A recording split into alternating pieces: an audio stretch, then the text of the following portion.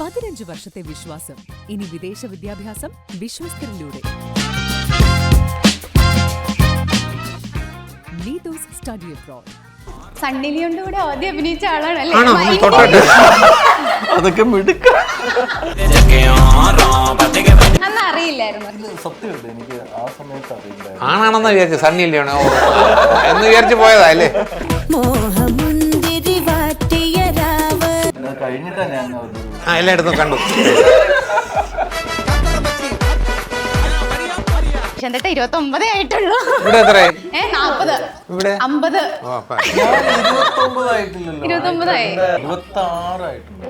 26 വയസ്സ് വന്നു, ഇപ്പൊ 29 കൊല്ലമായി. അങ്ങനല്ലേ കണക്ക്? ഡയറി ഇല്ലേ? ഞാനും കുഞ്ചനുണ്ട് സംഭവം. അല്ല, എനിക്ക് റൂം പറഞ്ഞിട്ടില്ലേ? നമ്മൾ വിരോധമില്ലെങ്കിൽ ഇവിടെ 3 കട്ടിലുണ്ട്, ചേട്ടന് ഇവിടെ കിടക്കാം. അത്ര ഇഷ്ടപ്പെട്ടില്ല. കുഞ്ഞിന് ഞാനും അപ്പുറത്ത് കിടക്കുന്നു. എൻ്റെ ചെവിക്കകത്ത് വണ്ട് കയറി. ഇപ്പോൾ സഹിക്കാൻ പറ്റാതെ കരയാൻ നേരത്ത് ഈ ശബ്ദം കേട്ടിട്ട് പുള്ളി എന്ത് പറ്റി, ചെവിയിൽ വണ്ട് കയറിയെന്ന് പറയും. പുള്ളി അത് നിസ്സാരമായിട്ടാണ് കരുതി എന്നറിയാം. അല്ല, ചീങ്കണ്ണിയൊക്കെ ആണെങ്കിൽ നോക്കാം,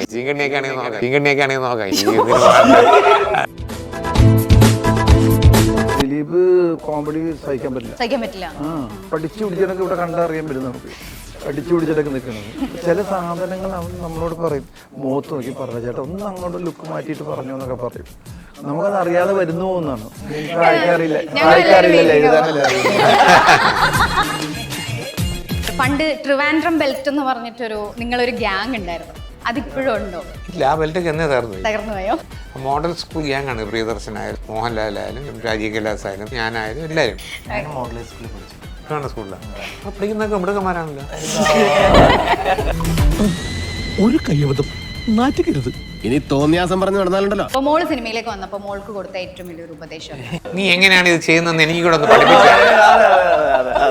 എന്നെ സിനിമയിൽ കൊണ്ടുവന്ന ഡയറക്ടർ തന്നെ എൻ്റെ അടുത്ത് മോളുടെ പടം കണ്ടിട്ട് പറഞ്ഞതാ, കണ്ടോടാ ഇത്രേ ഉള്ളൂ നിനക്കെന്തത്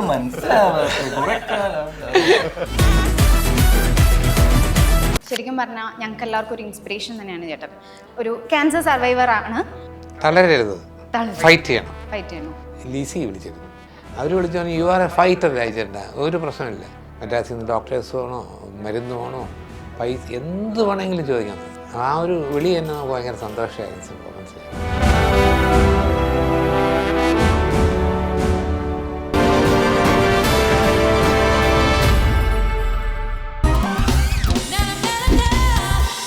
hello everyone, welcome to the show. This is me Kajal Rishad. ഇന്ന് എൻ്റെ കൂടെയുള്ള ഗസ്റ്റ് പ്രതിച്ഛായ മൂവിയുടെ വിശേഷങ്ങളുമായിട്ട് Harisree Asokan, Manimularaj sir, Nishanth Sagar and Vishnu. Welcome to the show. അപ്പോൾ പ്രതിച്ഛായ റിലീസാവാൻ പോവുകയാണ്. നമ്മുടെ കൂടെ ഒരു 3 ഡീക്കേഡ്സിലധികമായിട്ട് നമ്മുടെ മലയാള സിനിമയിൽ നിൽക്കുന്ന 3 പേരുണ്ട് ഇക്കൂട്ടത്തിൽ. അശോകൻ ചേട്ടൻ, രാജ് ചേട്ടൻ ആൻഡ് നിഷാന്ത് ചേട്ടൻ. നിഷാന്ത് ചേട്ടൻ 29 ആയിട്ടുള്ളൂ. ഇവിടെ എത്രയായി? 40. ഇവിടെ 50. 29 ആയിട്ടില്ലല്ലോ. 29 ആയി. 26 വയസ്സ് വന്നു, ഇപ്പൊ 29 കൊല്ലമായി. അങ്ങനല്ലേ കണക്ക്? കണക്കുകൾ ഇല്ല, എനിക്ക് ഗൂഗിളിൽ നിന്ന് കണക്കാണ്. അപ്പൊ 50 വർഷം ആയ ഒരാൾ നമ്മുടെ കൂടെ ഉണ്ട്. രാജേട്ടാ, എന്താണ് പ്രതിച്ഛായ മൂവിയിലേക്ക് വരുമ്പോൾ ഇങ്ങനൊരു മൂവി അല്ലെങ്കിൽ ഇങ്ങനൊരു സ്ക്രിപ്റ്റ് കേട്ടപ്പോൾ എന്തുകൊണ്ടാണ് ആ ഒരു ക്യാരക്ടർ ചൂസ് ചെയ്യാനുള്ള റീസൺ? ഞാൻ സ്ക്രിപ്റ്റ് ആദ്യം വായിച്ചിരുന്നില്ല. നല്ലൊരു വേഷമാണ്, അധികം ദിവസം വേണമെന്ന് പറയുന്നത്. പക്ഷേ സെറ്റിൽ ചെന്ന് ഫസ്റ്റ് സീൻ ചെയ്ത് കഴിഞ്ഞപ്പോൾ എൻ്റെ അടുത്തൊന്നും ഇങ്ങനെ ഒരു സംഭവമുണ്ട്, ക്ലൈമാക്സിൽ ഇങ്ങനെ വരുന്നൊക്കെ പറഞ്ഞപ്പോൾ എനിക്ക് ക്യാരക്ടർ മനസ്സിലായി. അപ്പോൾ ഞാൻ യൂഷ്വലി ചെയ്യുന്ന മാതിരിയുള്ള എൻ്റെ ഒരു സ്പീഡോ ധൃതിയോ എടുത്തുചാട്ടമോ ഒന്നുമില്ല.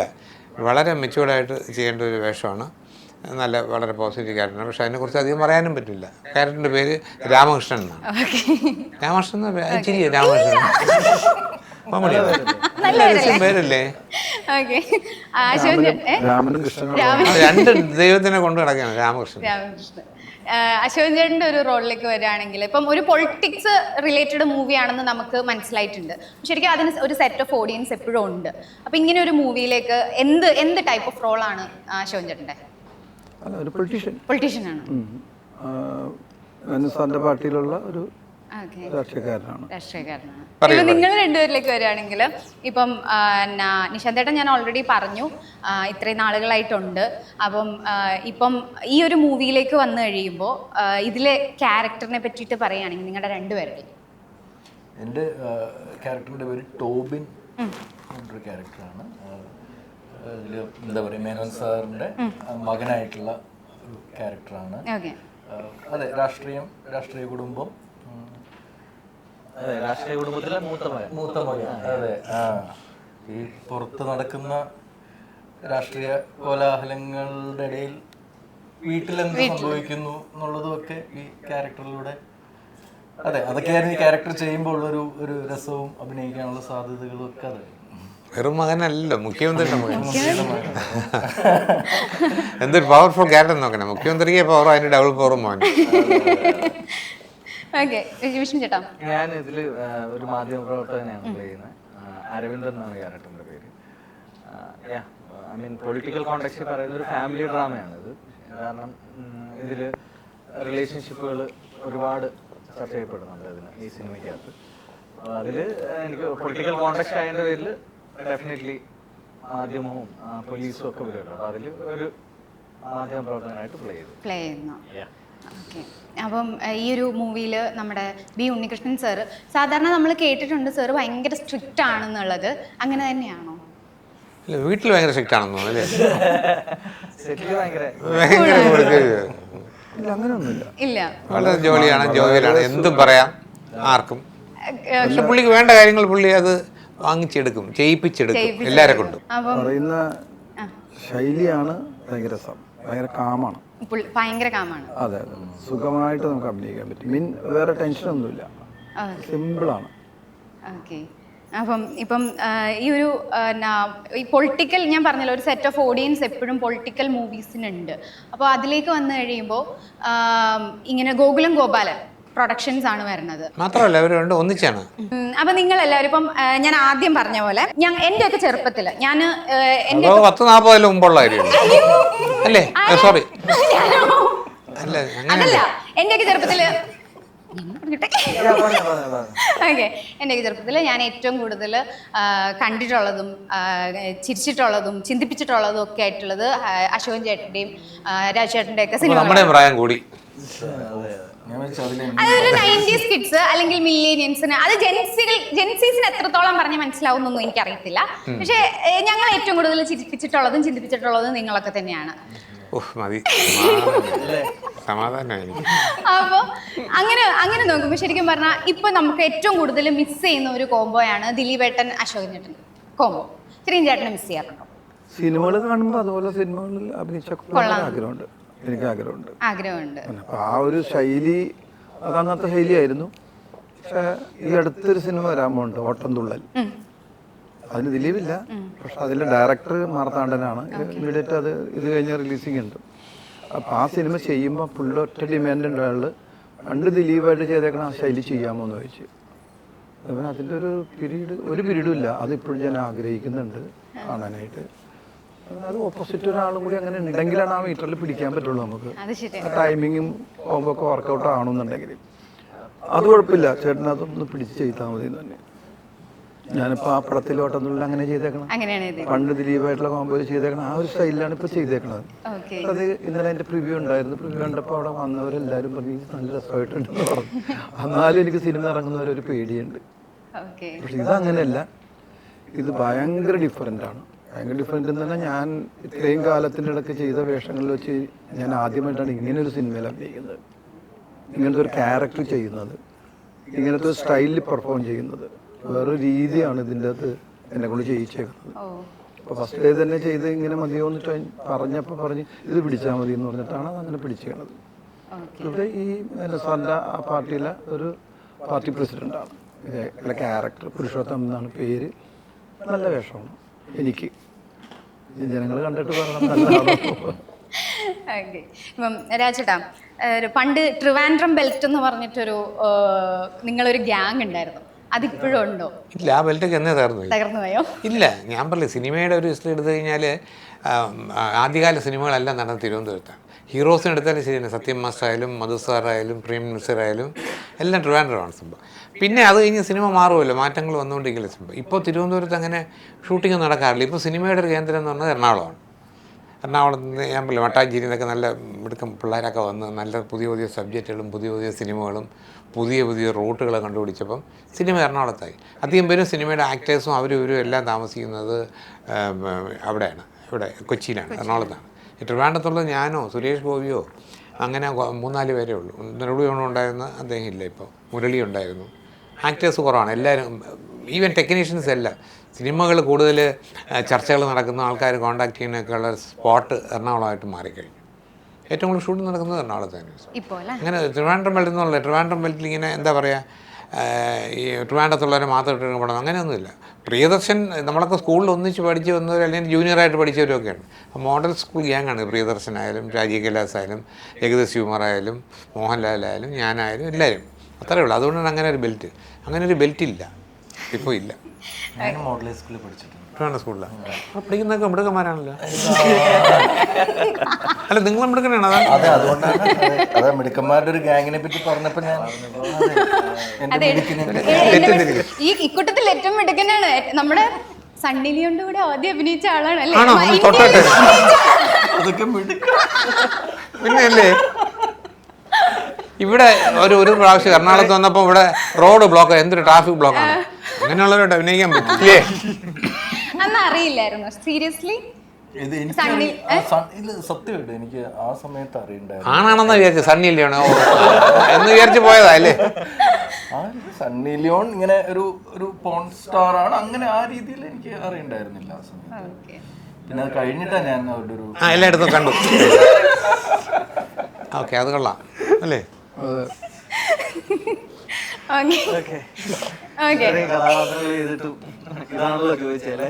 അഭിനയിക്കാൻ ആഗ്രഹമുണ്ടോ? ടാർഗറ്റ് ചെയ്യണമെന്ന് ഉദ്ദേശിച്ചിട്ടില്ല. അത് എന്താണോ ചോദിക്കാം. ഓക്കെ, നമ്മുടെ RDX കണ്ടു. ഇനിയിപ്പോ പുതിയൊരു മൂവി വരുന്നുണ്ടെന്ന് പറയുന്ന കേട്ടു. കുറച്ച് റോ ഇതുള്ള കൊല്ലം ബേസ് ചെയ്തിട്ടൊരു മൂവി വരുന്നുണ്ടെന്ന് കേട്ടു. കഴിഞ്ഞിട്ടില്ല. കൊല്ലംകോട് കമ്പനി. ശരിക്കും ഈ ഒരു ലുക്ക് കാരണമാണ് ഇങ്ങനെ, അതായത് ഒരു ശരിക്കും പറഞ്ഞ ഒരു വില്ലൻ ലുക്കാണ്.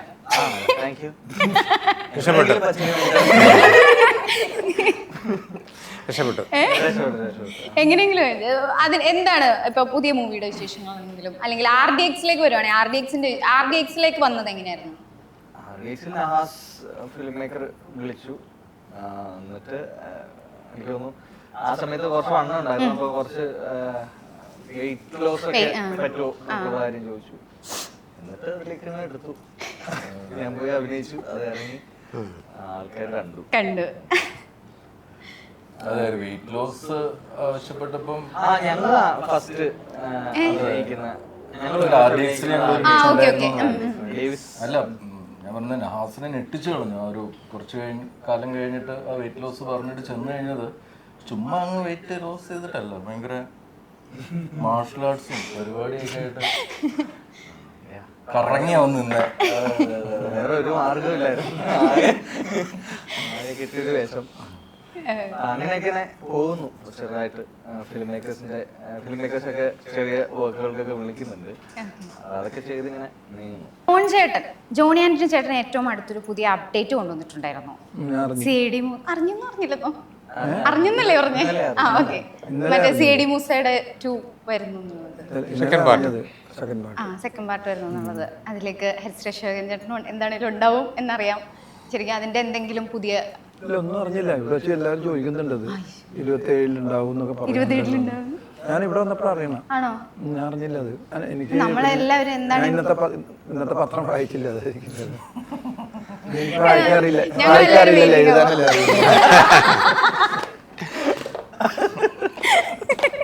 ശരിക്കും വെയിറ്റിംഗ് അല്ലേ? CD മൂസ വരുന്നുണ്ടെങ്കിൽ ഉറപ്പായിട്ടും വെയിറ്റിംഗ് അല്ലേ എല്ലാവരും? അതെ അതെ. ഇപ്പോഴും എനിക്ക് തോന്നുന്ന ഈ പറയുന്ന ജെൻസി അല്ലെങ്കിൽ പുതിയ ഈ പറയുന്ന ജനറേഷനിലുള്ളവര് പോയി റീവാച്ച് ചെയ്ത് അവര് ഫൺ വാച്ചിന് വീണ്ടും വീണ്ടും വീണ്ടും ഇട്ട് കാണുന്ന സിനിമയാണ്. അത് സത്യം. അത് അമേരിക്ക ചെന്നപ്പോൾ അവിടെ ഒരു വീട്ടിൽ ഡിന്നർ കഴിക്കാൻ വേണ്ടി ചെന്നപ്പോൾ അവിടെ ആ വീട്ടിലെ ആൾ പറയുന്നത് മക്കൾ എന്തെങ്കിലും ബഹളം ഉണ്ടായി കഴിഞ്ഞാൽ CD മ്യൂസിക് ഇട്ട് കൊടുത്താൽ അവിടെ ഇരുന്നോളൂ. കാർട്ടൂൺ കാണുന്ന അറിയല്ലേ?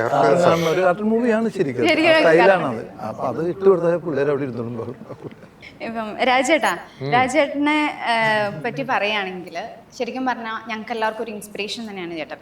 കാരണം ഇപ്പോഴത്തെ ഒരു ജനറേഷനിലുള്ളവർ എന്തെങ്കിലും അവരുടെ ലൈഫിൽ വന്നു കഴിഞ്ഞാൽ ശരിക്കും പറഞ്ഞാൽ പെട്ടെന്ന് ഡൗൺ ആയി പോവുകയും മറ്റു പല കാര്യങ്ങളെ പറ്റി ചിന്തിക്കുകയൊക്കെ ചെയ്യുന്ന ഒരു സാഹചര്യം ഉണ്ടാവാറുണ്ട്. പക്ഷെ ചേട്ടനെ സംബന്ധിച്ചിടത്തോളം ചേട്ടന് ഒരു ക്യാൻസർ സർവൈവർ ആണ്. അപ്പോൾ അതിൽ നിന്നും തിരിച്ചു വന്നു, ഭയങ്കര സ്ട്രോങ് ആയിട്ട് തിരിച്ചു വന്നു. ശരിക്കും ഈ ഒരു യങ് ജനറേഷന് ചേട്ടന് കൊടുക്കാൻ പറ്റിയ ഒരു മെസ്സേജ് എന്താണ്? തളരരുത്, ഫൈറ്റ് ചെയ്യണം. നമ്മുടെ ഒരു ലക്ഷ്യസ്ഥാനത്ത് എത്താൻ, നമ്മുടെ ആഗ്രഹങ്ങൾ നടക്കണം, നമ്മുടെ സ്വപ്നങ്ങൾ നടക്കണമെങ്കിൽ നമ്മൾ ഹാർഡ് വർക്ക് ചെയ്യണം.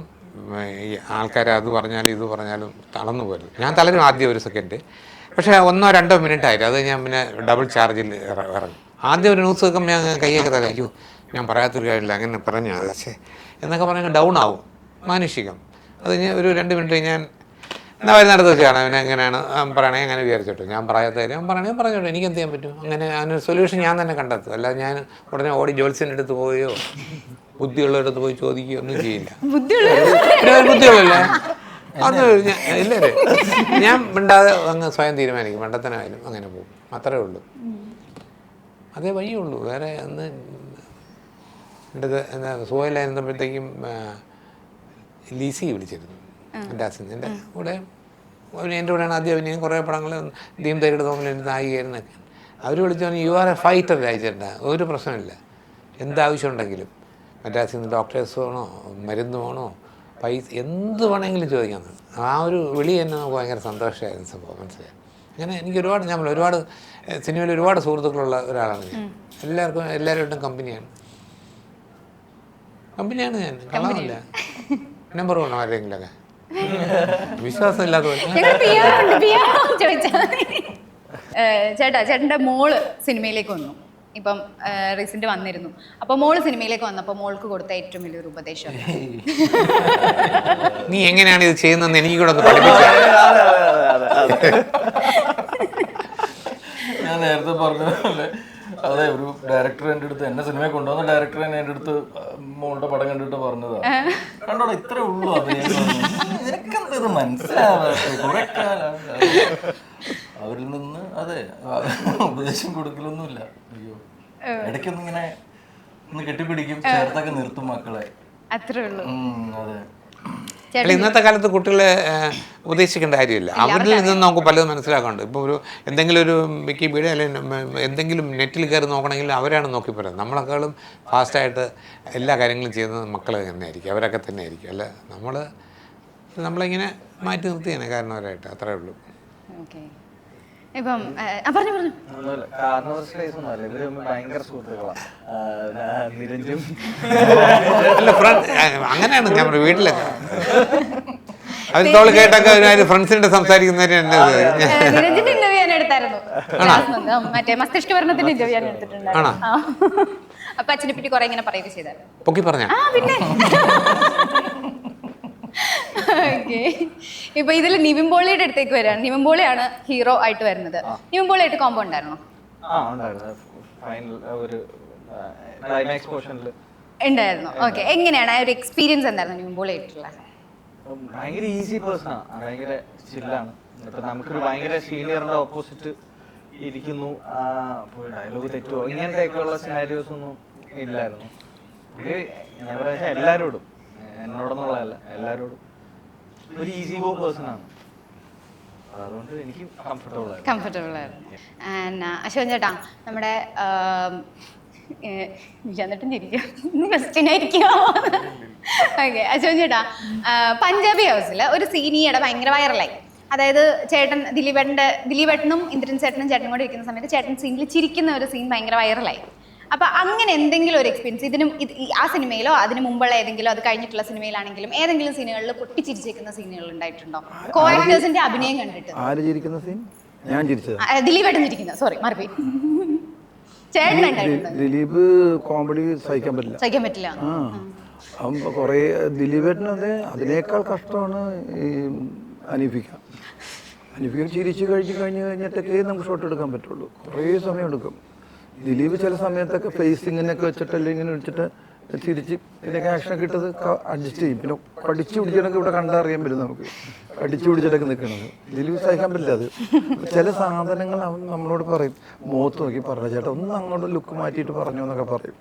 നമുക്കത് അറിയാതെ വരുന്നു എന്നാണ് അവൻ്റെ മുഖത്ത് നോക്കുക എന്നുള്ളതും ഒക്കെ.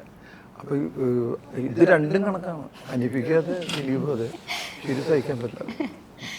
ഓക്കെ, ഇപ്പം പിന്നെ രാജേട്ടൻ്റെ അടുത്തേക്ക് വരികയാണ്. രാജേട്ടന് ഏറ്റവും കൂടുതൽ ഭാഗ്യം കിട്ടിയതെന്ന് വെച്ചാൽ പ്രേം നസീർ സാറിൻ്റെ കൂടെയൊക്കെ അഭിനയിക്കാനുള്ള ഭാഗ്യം കിട്ടിയിട്ടുണ്ട്, ജയൻ സാറിൻ്റെ കൂടെ അഭിനയിക്കാനുള്ള ഭാഗ്യം കിട്ടിയിട്ടുണ്ട്. അതെ അതെ, അല്ല ആ ഒരു എക്സ്പീരിയൻസ് ഇപ്പം ജയൻ സാറിനെ പറ്റിയിട്ടോ പ്രേം നസീർ സാറിനെ പറ്റിയിട്ടോ പറയാൻ പറ്റിയ ഏറ്റവും ആദ്യം ഓർമ്മയിലേക്ക് വരുന്ന ഒരു മൊമെന്റ് എന്താ? മരിച്ചവരെ കുറിച്ച് പറയാമോ? അങ്ങനെ എന്ന് പറയാനൊരു പഴഞ്ചൊല്ലുണ്ട്. നസീർ സാറിനെ കുറിച്ച് ഞാൻ പറയാം, ഒറ്റ സെൻറ്റൻസ് പറയും. ഞാൻ എൻ്റെ ജീവിതത്തിൽ എത്രയോ ആൾക്കാരെ കണ്ടെങ്കിലും എന്തെല്ലാം സംസാരിക്കുന്നു. ദൈവതുല്യനായിട്ട് ഒരാളെ നമ്മൾ ഭൂമിയിൽ കണ്ടിട്ടുണ്ടെങ്കിൽ അതിന് പ്രേം നസീറാണ്. ഇത്രയും മഹാനായ ഒരാളെ കണ്ടത്, കള്ളത്തിനോ ഒന്നുമില്ല. പുള്ളിയുടെ ആൾക്കാരത്തുള്ള പെരുമാറ്റവും രീതി കണ്ടാൽ നമുക്ക് അതിൻ്റെ 1000-1 സ്വന്തം ജീവിതത്തിൽ ഇമിറ്റേറ്റ് ചെയ്യാൻ പറ്റില്ല. അത്ര നല്ല മനുഷ്യൻ. അങ്ങനെ അദ്ദേഹത്തിനോട് അഭിനയിക്കുമ്പോഴും വളരെ കംഫർട്ടബിളായിരുന്നു. നമുക്ക് ആദ്യം പരിചയപ്പെടാൻ ചെല്ലുമ്പോൾ തന്നെ അത് എണീറ്റാണ് ഷേക്കൻ തരുന്നത്. ആരും വന്നാലും അത് തന്നെ, അതൊരു ആക്ടിങ്. പുള്ളി അങ്ങനെയാണ് സംഭവം. ജയനുമായിട്ട് അഭിനയിച്ചിട്ടുണ്ട്, ജയനുമായിട്ട് തീനാളങ്ങൾ വേറെ 1-2 പടങ്ങളിലൊക്കെ അഭിനയിച്ചിട്ടുണ്ട്. ഈ പറയുന്ന ജയന് ഒരു എക്സ്പീരിയൻസ് ഉള്ളത് മറ്റൊരു കാരണം എന്നുള്ള അതൊരു എക്സ്പീരിയൻസ് പറയാം. പിന്നെ ജയനെ പറ്റി ചോദിക്കും. പുനലൂരിൻ്റെ അടുത്തുള്ള ഒരു എസ്റ്റേറ്റിൻ്റെ ബംഗ്ലാവിൻ്റെ മുകളിൽ അവിടെയാണ് താമസം. ഒരു മുറിയിൽ ഞാനും കുഞ്ചനും 3 പേരുള്ളൊരു മുറിയാണ്, ആ വീട്ടിലെ മുറിയാണ്. ഒന്നിൽ MG സോമൻ, ഒന്നിൽ പിന്നെ മാധവി താമസിക്കുന്നുണ്ട്. അപ്പോൾ രാത്രി കിടന്ന് ഇങ്ങനെ മഴയത്ത് ഉറങ്ങുമ്പോഴത്തേക്കും മുറിയിൽ തട്ടിൽ ടക്ക് ടക്ക് ടക്ക്. ഞാൻ ഇങ്ങനെ ചെന്ന് ഉറങ്ങുമ്പം ഇതുവരെയുള്ള മഴയത്ത് ഇതുവരെയുള്ള ഗംബൂട്ട്, ഇത് മറ്റേ ഓവർകോട്ടൊക്കെ ഇട്ട് ചെയ്യാൻ ഡാരി ഇല്ലേ. ഞാനും കുഞ്ചനുണ്ട് സംഭവം. അല്ല, എനിക്ക് റൂം പറഞ്ഞിട്ടില്ലേ? ഞാൻ ഇവിടെ പ്രൊഡക്ഷൻ മാനേജർ ആരെയും കിട്ടില്ല, അവരെ പുനലൂര് താമസം. ഇത് ആന്ധ്രപ്പറിൻ്റെ എസ്റ്റേറ്റാണ് സംഭവം. ഇപ്പോൾ വിരോധമില്ലെങ്കിൽ ഇവിടെ 3 കട്ടിലുണ്ട്, ഒരെണ്ണത്തിൽ വേണമെങ്കിൽ ചേട്ടനിവിടെ കിടക്കാം. അത്ര ഇഷ്ടപ്പെട്ടില്ല. ഞാൻ പുള്ളി ഗംബൂട്ട് പോലും അഴിക്കാതെ ആ കട്ടിലിൽ ചെന്നിട്ട് ഇങ്ങനെ ഒരു ഉറക്കം. അന്ന് അപ്പുറത്ത് കിടന്ന് കുഞ്ഞനും ഞാനും അപ്പുറത്ത് കിടക്കുന്നുണ്ട്. എൻ്റെ ചെവിക്കകത്ത് വണ്ട് കയറി. ആ എസ്റ്റേറ്റിലുള്ളവർ എനിക്ക് വേദന സഹിക്കാനും വയ്യ. ഇത് അകത്ത് വന്നാൽ ഞാൻ നാണം കടമൊന്നുമില്ലെന്ന് വെളിയൊന്ന് പറയുകയും ചെയ്യും. അത് ഇങ്ങനെ പൊക്കോണ്ടിങ്ങനെ വേദന, അത്ര വേദന കൊണ്ട് സഹിക്കാൻ പറ്റാതെ കരയാൻ നേരത്ത് ഈ ശബ്ദം കേട്ടിട്ട് പുള്ളി എന്ത് പറ്റി? അപ്പം കുഞ്ഞൻ പറഞ്ഞിങ്ങനെ സുധീർ കുമാറിൻ്റെ മറ്റൊരു ഭീമനാണ് സിനിമ, ചെവിയിൽ വണ്ട് കയറി എന്ന് പറയും. ആ പുള്ളി അത് നിസ്സാരമായിട്ടാണ് കരുതി എന്നറിയാം. അല്ല ചീങ്കണ്ണിയൊക്കെ ആണെങ്കിൽ നോക്കാം, പുള്ളി അങ്ങ് ചരിഞ്ഞ് കിടന്നു. അപ്പം കുഞ്ഞനും കരയുന്നുണ്ട് എൻ്റെ ഈ വേദനയിൽ.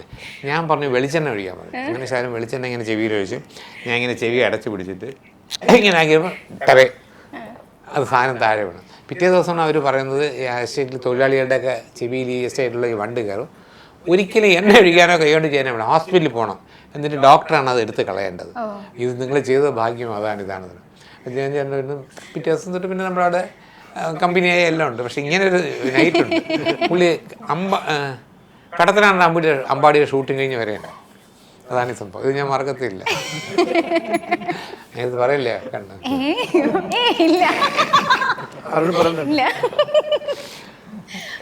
നിഷാന്തേട്ടാ, മമ്മൂട്ടി സാറായിട്ടല്ലോ, മമ്മൂക്കായിട്ട് ഒരു എക്സ്പീരിയൻസ് നേരത്തെ പറഞ്ഞിരിക്കുന്ന ഒരു ഇത് ഞാൻ കണ്ടിട്ടുണ്ടായിരുന്നു. കൂടെയുള്ളവരെ ഭയങ്കരമായിട്ട് ടേക്കൻ കെയർ ചെയ്യുന്ന ഒരു പേഴ്സണാണ് മമ്മൂക്ക എന്നുള്ളത്. അങ്ങനെ ഒരു എക്സ്പീരിയൻസ് ഒന്ന് പറയാൻ പറ്റുമോ? അല്ല, അത് എന്താ പറയുക, 1-2 എക്സ്പീരിയൻസുകൾ അങ്ങനെ ഉണ്ടായിട്ടുണ്ട്. അത് ഫാൻഡം എന്ന ഷൂട്ടിൻ്റെ സമയത്ത് ഞാൻ ഇങ്ങനെ എന്താ പറയുക, മമ്മൂക്ക ഒരു സൈഡിൽ നിന്ന് വരുന്നു, ഞാൻ ഇപ്പുറത്തെ സൈഡിൽ നിന്ന് ഓടി വരുന്നു. മമ്മൂക്കയുടെ അടുത്ത് എത്തുമ്പോൾ ഈ ക്യാരക്ടർ മുട്ടുകുത്തി അങ്ങ് വീണ് പോകുന്നതായിട്ടാണ്. അപ്പം മമ്മൂക്കയുടെ അസിസ്റ്റന്റിനോട് പറഞ്ഞിട്ട് എനിക്കൊരു നീ പാഡ്, നമുക്ക് അങ്ങനെയുള്ളൊരു കെയറും അതല്ലാണ്ടുമൊക്കെ. അതെ, അത് കൂടെ നിൽക്കുമ്പം ഇപ്പം ഭക്ഷണമൊക്കെ കഴിക്കുന്ന ഒരു സ്ഥലത്തുനിന്ന് എനിക്ക് എന്താ പറയുക, ഞാനങ്ങ് മാറിപ്പോയപ്പം എനിക്ക് അവിടെ നിന്നൊരു വിളി വന്നു കുറിച്ചു. ഞാൻ എന്താ നീ പോയി കളഞ്ഞത്, നമുക്ക് അന്വേഷിക്കുന്നുണ്ടായിരുന്നു, ഭക്ഷണം കഴിക്കുന്ന സമയത്താണല്ലോ പോയത്, അങ്ങനെയൊക്കെ പറഞ്ഞില്ലേ. അത് കൊടുക്കും. നമുക്ക് എന്താണെങ്കിലും വൈൻഡ് അപ്പ് ചെയ്യാം. ഒരുപാട് ഇങ്ങനെയുള്ള സീനിയേഴ്സിനെ നമുക്ക് കിട്ടുമ്പോഴാണ് പല പല നമുക്കറിയാൻ പറ്റുള്ളൂ. അതുകൊണ്ട് പ്രതിച്ഛായ നിങ്ങളെല്ലാം കാണണം. അത് ഗംഭീര സിനിമയാണ്. ഫൈനലായിട്ട് പ്രേക്ഷകരോട് എന്താണ് പ്രതിച്ഛായയെ പറ്റിയിട്ട് പറയാനുള്ളത് അവസാനമായിട്ട്? പ്രതിച്ഛായ കാണണം, നല്ല മൂവിയാണ്. ഇതൊരു പൊളിറ്റിക്കൽ മാത്രമുള്ള സബ്ജക്റ്റ് അല്ല, അത് എന്റർടൈനറാണ്. നല്ല ഫാമിലി ഉണ്ട്, നല്ല ഗംഭീരമായിട്ടുള്ള വിഷ്വൽസ് ആണ്, നല്ല ഗംഭീരമായിട്ട് എഴുതിയ സ്ക്രിപ്റ്റാണ്, ഗംഭീരമായിട്ട് എടുത്തിട്ടുണ്ട്. ഇതെല്ലാവരും വിചാരിക്കും ഒരു രാഷ്ട്രീയ സിനിമയാണെന്ന്, ഒരിക്കലുമല്ല.